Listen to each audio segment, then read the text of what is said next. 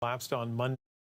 Cuba's Energy and Mines Ministry says it's restored power to much of the country. The national electric grid collapsed on Monday, leaving millions without electricity. We'll have the latest on this ahead on CBC News Network.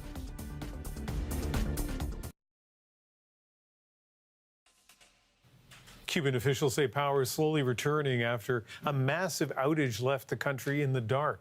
The island's electric grid collapsed on Monday, leaving about 10 million people without power.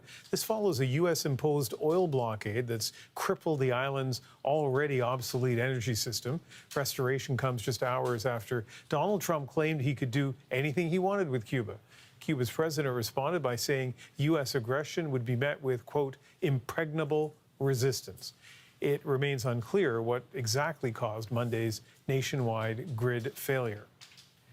Let's bring in someone whose family in Cuba is being affected by the blackout and the ongoing U.S. oil blockade.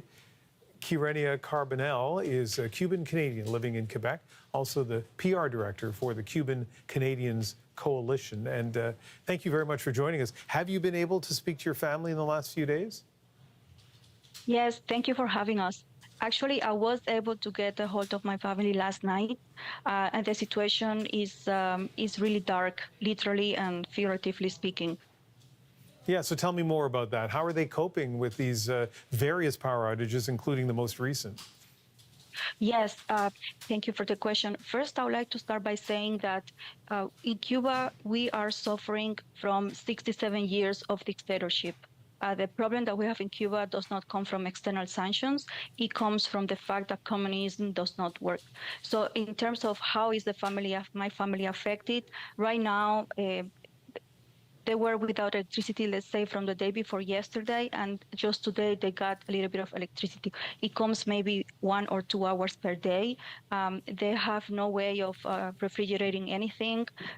I was saying in earlier declarations, my family, like a lot of families in Cuba right now, are starving.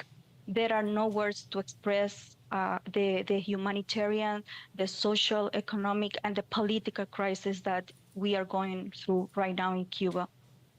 Is there anything you're able to do? Are you able to send them anything to help them out? Well, from the point of view of the coalition, the first thing that we are doing is actually we are trying to meet with members of parliament in Canada, with members of the Senate. We are trying to provide testimony because I have particularly a saying that says that you cannot feed Cubans freedom in a luggage. So in the past, we have been able to help throughout the island, not only our families, also especially the children of the political prisoners. We have over 1,200 political prisoners in Cuba. These are regular people who took to the street to demand freedom, and others demand food and electricity, and they were met with repression. So in the past, yes, we've been able to collaborate with medicine for hospitals and also for those families in need, in addition to our own families. However, lately, there is no way to, let's say, we couldn't transfer money over to the island because even them cannot go to an ATM machine to withdraw the money. And we know that other nations are trying to put shipments, like Mexico, for example, donations. And what is happening is that the regime representative and you were calling earlier the president of Cuba, that person, we never voted for that person. He's not an elected president. He's a puppet of the Castro regime. So what they do, they divert the help that other nations are bringing into the island, and they put them in the dollar store only, which Cubans are paid in national pesos. That's our currency. However, for any essential, we have to end up to those special dollarized stores that the regime has stocked with a few items.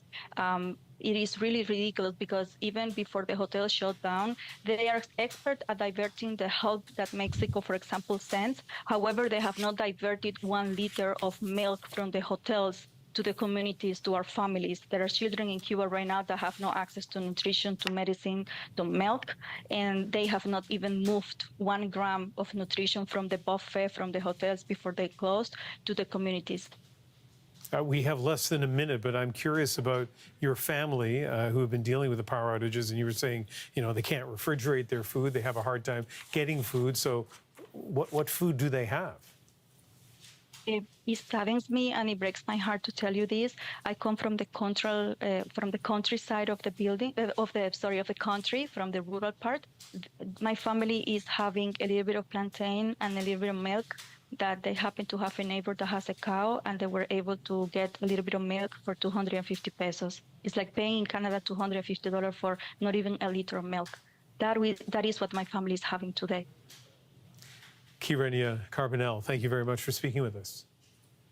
Thank you very much for having me.